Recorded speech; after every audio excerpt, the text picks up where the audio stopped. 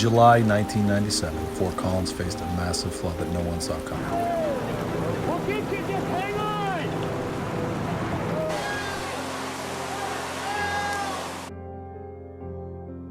on! Intense rainfall hit the city rapidly and left its citizens scrambling to stay afloat. I heard this roaring noise. Either this is going to end soon or this is going to end badly. Cries of help rang out from terrified residents of the trailer park. They were trapped between the double danger of fire and flood.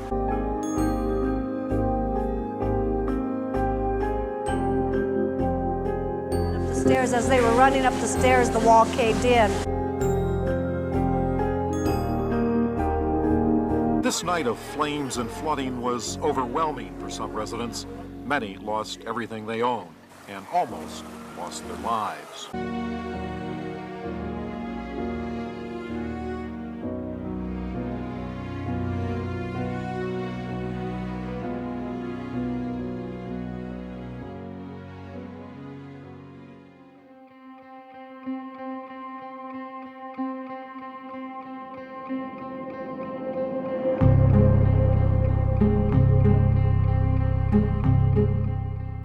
Marcia Hilmus Robinson, Floodplain Administrator, City of Fort Collins. As Floodplain Administrator with the City of Fort Collins, my role is to be able to try to help protect people and property from flood damage in the city. That takes on a variety of different roles, everything from regulatory of enforcing floodplain regulations to public outreach, to be able to provide awareness and information to the citizens of Fort Collins about how they might protect themselves in the event of another flood.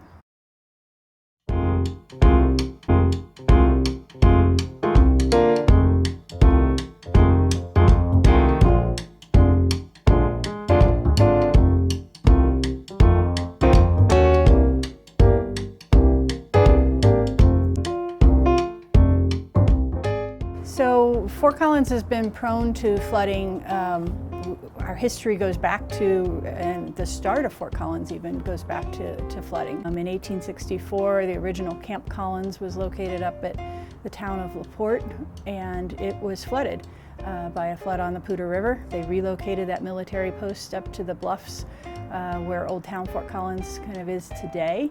So that was our start. So we've had these events that have occurred over time, various different flood events on different streams and rivers in town. The 97 flood was the big one for us. It was a flash flood event, 14.5 inches of rain in 31 hours, 10 inches of that in 6 hours. Pretty incredible amount of water coming through Fort Collins, and that was greater than what we would call a 500-year flood. Had big impacts to Fort Collins. We lost five people, over $200 million in damages. It was significant.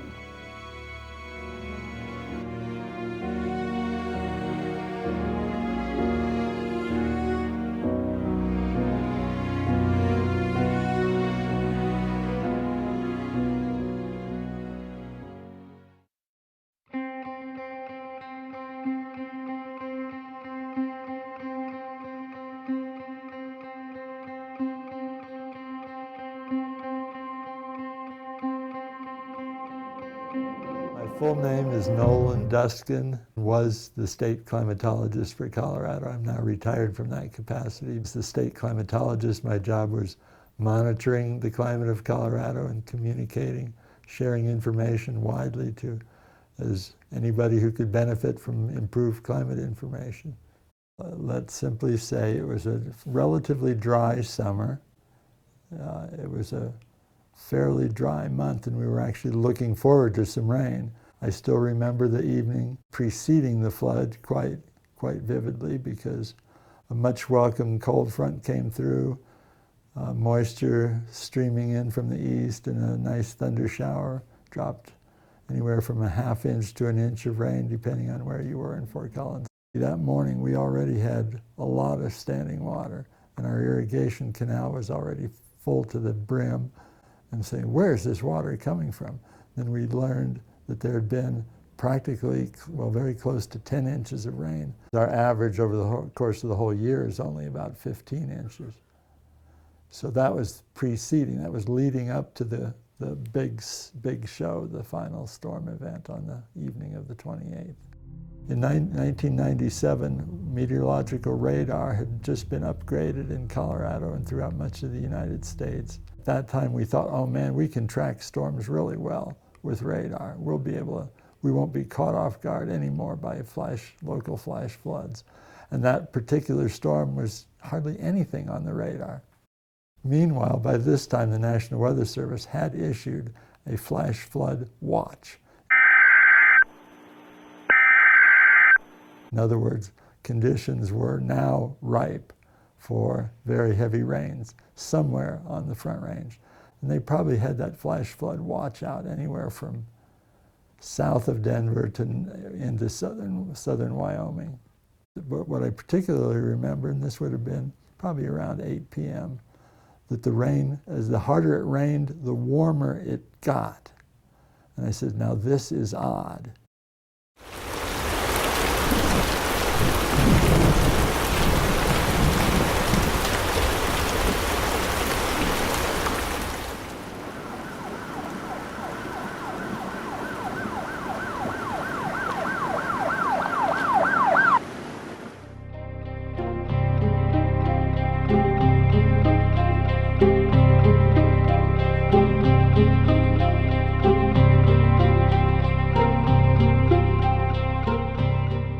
I'm Diane Spear. At the time of the flood, I was a PE teacher in Poudre School District. So about 9 o'clock, it was still raining, and I said to Daryl, I'm going to go downstairs and check the basement. I don't know what made me do that. I'm Daryl Spear. I was a teacher for 37 years. 26 of them at Rocky Mountain High School, where I taught geology and introduction to physics. I love teaching. Diane went down in the basement and saw that our window well was letting water run into our basement. So we went outside on this north side, and the window well was full. So I got inside and I started bucketing water out. And Daryl was outside the window well digging a ditch in this mud. The rain had stopped, but we heard this roaring noise. I heard it. So I yelled at him and I said, you got to come out here and hear this. And he came out and he said, that's water. So we got in the truck, whatever truck he had then, 4-wheel drive, and we drove north.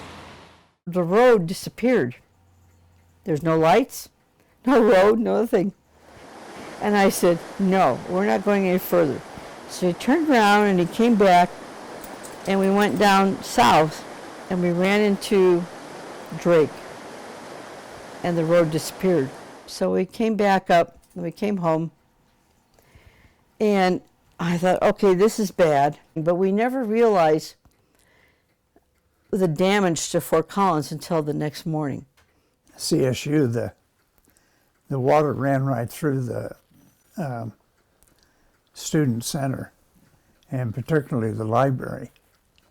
So it ruined, everything that was in the library or in the student center.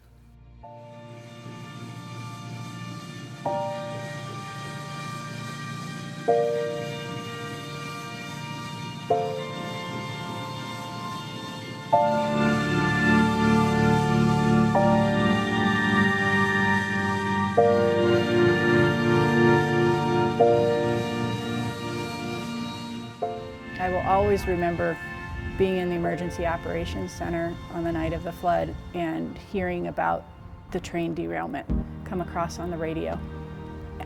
And it was just, you've got to be kidding.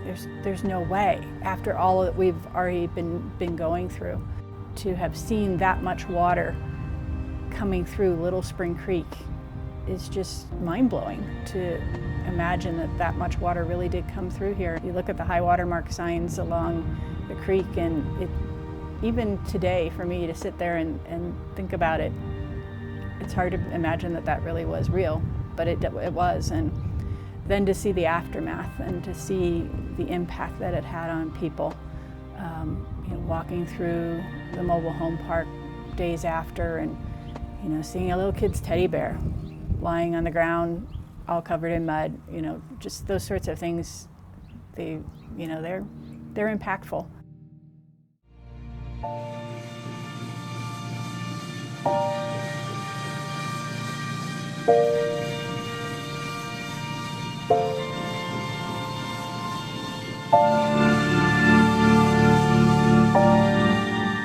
For Fort Collins to implement a stormwater utility in 1980, that was pretty progressive for the time period. Prior to that 1997 flood, they had been doing mitigation work across the city, but specifically on Spring Creek. Spring Creek had received a lot of attention prior to that. Where we're sitting today is one of those mitigation projects where homes were relocated and this park was created. That was all pre-1997, and being able to not have additional people at risk for damages was key.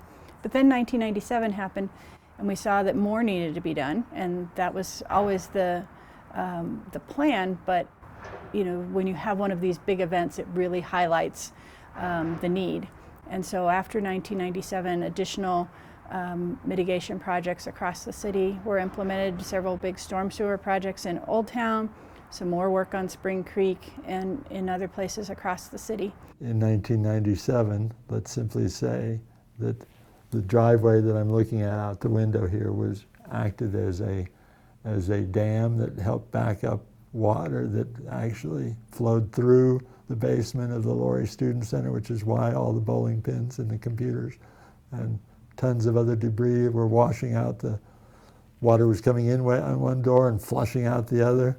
And ever since then, the campus has been remarkably landscaped in a way that the average student here probably would have no idea that as they walk around, that they are walking on berms and levees, in fact, to keep water out of the majority of the campus buildings that were flooded. If you look at the north entrances to the engineering building, they've built a substantial berm, and you have to go up and then back down to get into the building. So vast amounts of investment in infrastructure have taken place. Doesn't mean we couldn't flood again, but it would take a substantial event to cause flooding of the same extent. In 2013, we were able to see a lot of those projects at work. So on Spring Creek, for example, we didn't hear anything about flooding on Spring Creek. If we hadn't have done those projects that have been taking place over those last years, we would have seen problems in places. So 2013 highlighted that mitigation does work, it does pay off. So different beast, different impacts, but from a Fort Collins point of view, fortunately, a much less costly flood.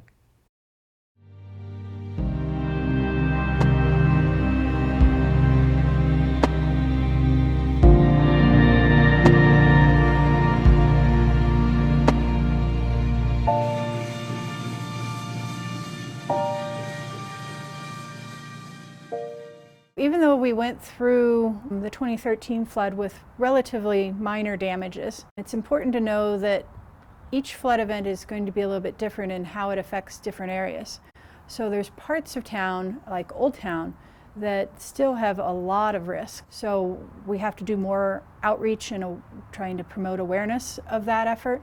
But then there's projects still left to be done to be able to try to help mitigate that flooding risk. In Old Town, there's so many basements, and many of those are basement apartments. The life safety risk there is very high, with people getting trapped in those basements because the water pours into a basement, it becomes like a swimming pool, and it can happen so quickly.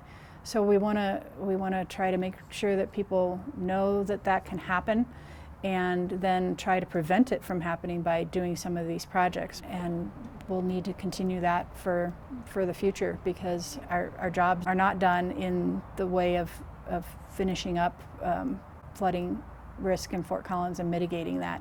And I'm very fortunate and proud to work for the city of Fort Collins and how serious they take this.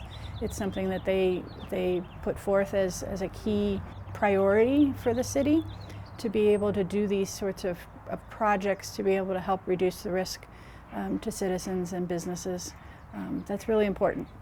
So I like the idea of being prepared, being weather ready, being ready to know what's normal and what's not, which requires some thought and preparation. Now, when people are new to an area, they're not going to know what's new and what's unusual, so they're going to need help. We should all already know, well, where are the low spots, where are the high spots? So we do a lot of outreach effort in different ways throughout the year. One of our key things is Flood Awareness Week that we hold each year. Generally it's in the summertime, mid-July, and we do outreach by sending out mailers to citizens and businesses so that they have preparedness information, things that they can do from a safety standpoint to get ready, things and resources that they can call on to have more information. We put up bus benches around town.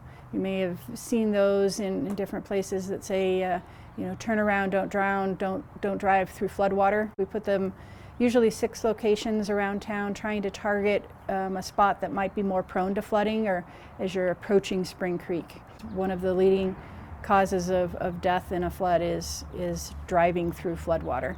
And our floods happen very fast in Fort Collins. They're flash flooding.